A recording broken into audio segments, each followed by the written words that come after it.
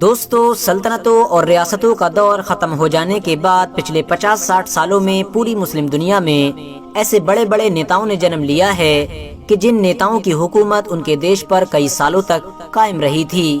اور یہ سارے بڑے بڑے نیتا اتنے زیادہ طاقتور ہوا کرتے تھے کہ ان کی طاقت کو دیکھ کر لوگوں کو یہ محسوس ہوا کرتا تھا کہ شاید اب ان نیتاؤں کو ان کی گدی سے اسی وقت ہٹایا جا سکتا ہے کہ جب ان کی خود کی موت ہو جائے، یعنی ورنہ تو کوئی بھی ایسا انسان نہیں ہے کہ جو ان کی طاقت کی وجہ سے ان کو ٹکر دے سکے اور ان کو گدی سے ہٹا کر خود دیش کی گدی پر بیٹھ سکے۔ مگر پھر پوری دنیا نے دیکھا کہ کیسے چند لمحوں میں ہی قسمت نے اپنی بازی کو پلٹا اور وہ طاقتور نیتا کہ جن کی حکومت ان کی طاقت کی وجہ سے ان کے دیش پر کئی سالوں سے قائم تھی، وہ چند لمحوں میں ہی ان سے چھین لی گئی۔ اتنا ہی نہیں، ان کے اپنے ہی لوگوں کی طرف سے ان نیتاؤں کو پھانسی پر بھی چڑھا دیا گیا۔ تو چلیے دوستو، آج کی ہم اپنی اس ویڈیو میں مسلم دنیا کے 6 ایسے ہی نیتاؤں کی بات کرتے ہیں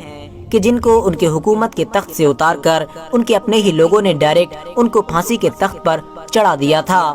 ان 6 نیتاؤں کی لسٹ میں 6 نمبر پر نام آتا ہے موسیٰ تراورے کا۔ آپ کو بتاتے چلیں کہ موسیٰ تراورے ایک فوجی، پولیٹیشین اور ساتھ ہی ساتھ ڈکٹیٹر ہوا کرتے تھے۔ انہوں نے 1968 سے لے کر 1991 تک افریقہ کے ایک مشہور دیش مالی پر راج کیا تھا، مگر پھر 1993 میں ان کے اپنے ہی دیش میں ان کو 84 سال کی عمر میں پھانسی پر چڑھا دیا گیا تھا، اور ان کے اوپر الزام یہ تھا کہ انہوں نے اپنے دیش کے ہی 300 ایسے لوگوں کو سرعام قتل کروا دیا تھا کہ جو جمہوریت یعنی ڈیموکریسی کے لیے پروٹیسٹ کر رہے تھے۔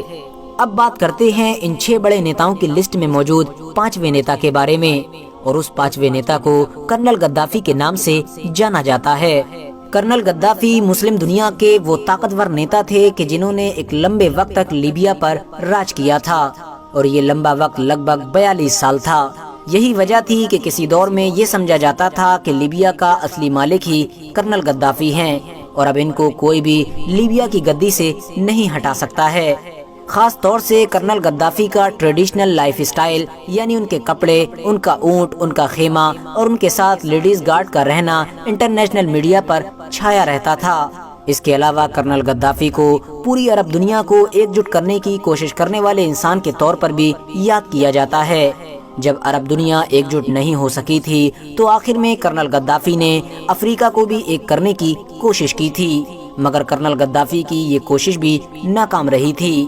RH نیٹ ورک کے نالجبل فرینڈز، کچھ سال پہلے تک شاید ہی کسی انسان نے یہ سوچا ہوگا کہ کرنل غدافی جیسا طاقتور نیتا کہ جن کو لیبیا دیش کا مالک سمجھا جاتا ہے، ان کے ہاتھ سے ان کی حکومت اتنی تیزی کے ساتھ چلی جائے گی۔ دراصل دوستو، ہوا یہ کہ اسپرنگ نام کی وہ بغاوت کہ جو لیبیا کے پڑوسی دیش یعنی ٹیونشیا سے اٹھی تھی، وہ بغاوت جب لیبیا میں آئی تو کرنل غدافی نے اس کو بڑی تیزی کے ساتھ دبانے کی کوشش کی، مگر کرنل غدافی تو پہلے سے ہی امریکہ اور اس جیسے کئی اور دیشوں کے نشانے پر رہا کرتے تھے، اسی لیے ان جیسے دیشوں کی سپورٹ کی وجہ سے یہ بغاوت چاہ کر بھی نہیں دب سکی، بلکہ وقت کے ساتھ ساتھ اس نے پہلے سے بھی زیادہ تیز ہونا شروع کر دیا، اور آخرکار سن 2011 میں اسی بغاوت کے نتیجے میں ہی ایک بڑی بھیڑ نے کرنل غدافی کو گھیر کر ان کے اوپر اتنا زیادہ تشدد کیا کہ ان کی کھلے آسمان میں ہی موت ہو گئی۔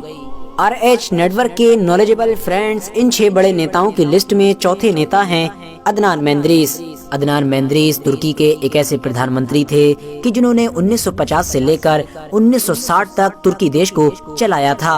انہوں نے ترکی دیش کو پوری طرح سے بدل کر رکھ دیا تھا۔ یہی وجہ ہے کہ ان کو ترکی میں ایک نئے دور کی شروعات کرنے والے انسان کے طور پر بھی یاد کیا جاتا ہے۔ دراصل دوستو، ہوا یہ کہ ترکی دیش میں 1932 سے ہی عربی زبان میں اذان دینے پر پابندی لگی ہوئی تھی، لیکن عدنان مینڈریس نے پاور میں آتے ہی 1950 میں ہی قانونی طور پر اس بین کو ہٹا دیا تھا، اور 17 جون 1950 ترکی کا وہ یادگار دن تھا کہ جب کئی سالوں کے بعد پورے ترکی دیش میں اذانوں کی آوازیں گونج رہی تھیں۔ 1950 میں ہی عدنان مینڈریس نے حج کے لیے لگی ہوئی اس پابندی کو بھی ہٹا دیا تھا کہ جو ترکی کے لوگوں پر پچھلے کئی سالوں سے لگی ہوئی تھی، اور اس پابندی کے ہٹ جانے کی وجہ سے 1950 میں ہی ترکی کے لگ بھگ 425 لوگوں نے 25 سال کے بعد پہلی بار حج کیا تھا۔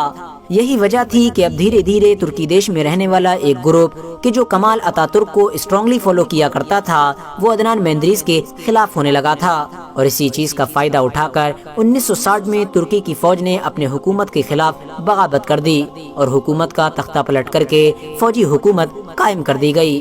عدنان مہندریز کے ساتھ ساتھ ان کے پارٹی کے کئی اور نیتاؤں کو بھی گرفتار کیا گیا، ان کے اوپر مقدمہ چلایا گیا اور ان کو اس بات کا مجرم ٹھہرایا گیا کہ انہوں نے ترکی کے سنویدھان میں بدلاؤ کرنے کی کوشش کی ہے، اور آخرکار 1961 میں ہی ترکی دیش میں ہی ان کو پھانسی پر بھی چڑھا دیا گیا تھا۔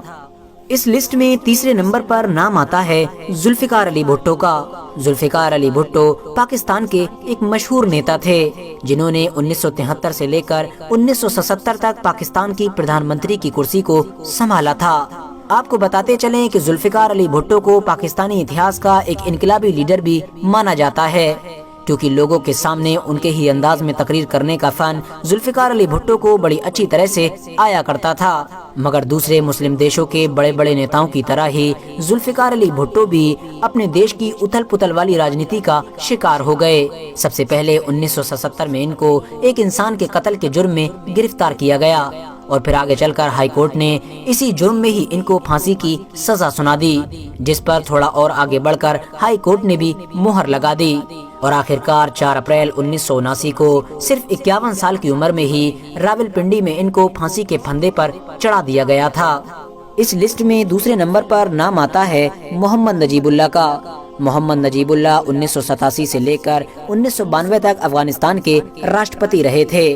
آپ کو بتاتے چلیں کہ نجیب اللہ نہ صرف خود بھی کمیونسٹ تھے بلکہ USSR یعنی سوویت سنگ روس کو بھی بہت زیادہ سپورٹ کیا کرتے تھے۔ اسی لیے دنیا کے زیادہ تر ایکسپرٹس کا یہ ماننا تھا کہ محمد نجیب اللہ USSR یعنی سوویت سنگ روس کے کٹ پتلی بن چکے تھے۔ وہ صرف نام کے لیے گدی پر بیٹھے ہوئے تھے، ورنہ افغانستان کو پوری طرح سے سوویت سنگ روس ہی چلا رہا تھا۔ دوستو، نجیب اللہ ایک کمیونسٹ ہونے کی وجہ سے اپنا پورا نام یعنی نجیب اللہ لینا بھی پسند نہیں کیا کرتے تھے، کیونکہ اس میں اللہ کا نام تھا، بلکہ وہ اپنے آپ کو صرف نجیب کہلوانا ہی پسند کیا کرتے تھے۔ مگر پھر جب 1996 میں طالبان افغانستان میں پاور میں آیا تو نجیب اللہ کا بہت برا حال ہوا، کیونکہ طالبانیوں نے نہ صرف نجیب اللہ کو سرعام پھانسی پر چڑھایا بلکہ ان کے ساتھ ایسا تشدد بھی کیا کہ جس کو سننے کے بعد روح کانپ جاتی ہے۔ آپ کو بتاتے چلیں کہ طالبانیوں کے لیے نجیب اللہ صرف اور صرف USSR یعنی سوویت سنگ روس کا کٹ پتلی ہی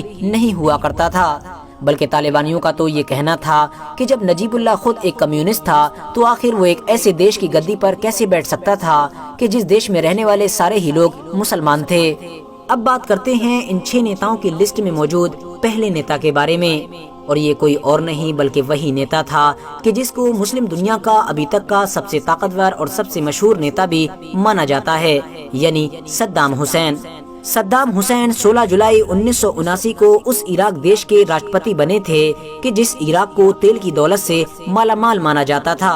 اور پھر اس کے بعد انہوں نے لگاتار لگ بھگ 24 سال تک عراق دیش کو چلایا تھا۔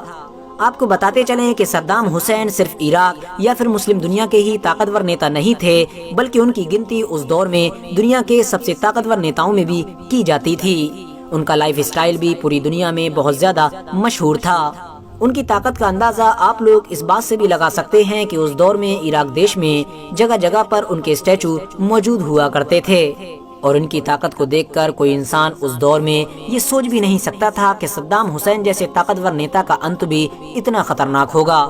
دراصل دوستو، ایک لمبے وقت سے کئی ریزنز کی وجہ سے امریکہ دیش کے ٹارگٹ پر رہنے والے صدام حسین سن 2003 میں بڑی مفلسی کی حالت میں گرفتار کیے گئے، اور پھر ان کو بہت سارے لوگوں کے قتل کا مجرم ٹھہراتے ہوئے پھانسی کی سزا سنا دی گئی، اور پھر اس سزا پر عمل کرتے ہوئے سن 2006 میں ٹھیک عید الاضحیٰ والے دن ان کو پھانسی پر چڑھا دیا گیا تھا۔ آپ کو بتاتے چلیں کہ صدام حسین کی پھانسی ایک ایسی پھانسی تھی کہ جس کو پوری دنیا نے لائیو دیکھا تھا۔ فی الحال آج کی اپنی ویڈیو کو ہم یہیں پر ختم کرتے ہیں۔ ویڈیو پسند آنے پر نہ صرف ویڈیو کو لائک کریں بلکہ اپنے فرینڈز کے ساتھ بھی ضرور شیئر کریں، اور اسی طرح کی نالجبل اور ہسٹوریکل ویڈیوز ہمیشہ دیکھنے کے لیے ہمارے اس چینل کو سبسکرائب کر کے ساتھ ہی میں بیل آئیکن کو بھی پریس کر دیں۔